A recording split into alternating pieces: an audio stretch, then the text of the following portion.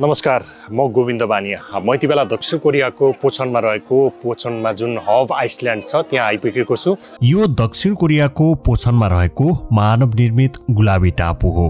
यो टापु गुलाबी रङका रुखहरू र भुइँमा गुलाबी रङकै बालुवाले रंगाइएको छ।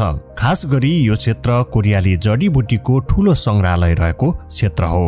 जडीबुटीको प्रवर्धन गर्न यही क्षेत्रमा विभिन्न युरोपियन डिजाइनका उद्यानहरू निर्माण गरिएका छन्। त्यसै मध्येको एउटा हो यो गुलाबी उद्यान। मूल गेटको अलिकति उकालो बाटो हिँडेर वा ट्र्याक्टर र भ्यान चढेर पुग्न सकिने यो ठाउँमा बाटोका दुई किनारमा गुलाबी रुख लगाइएका छन्।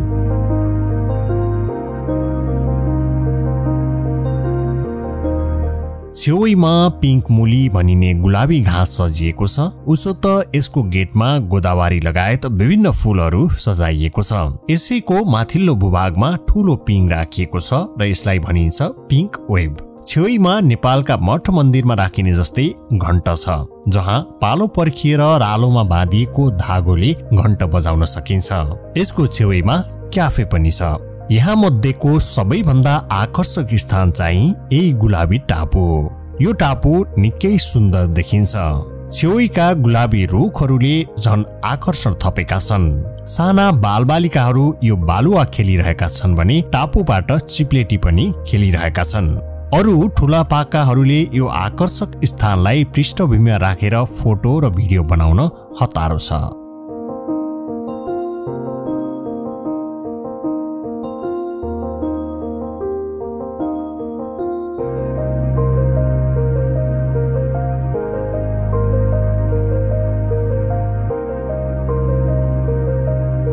हामीलाई पनि साँच्चीकै आकर्षक लागेको यही ठाउँ हो।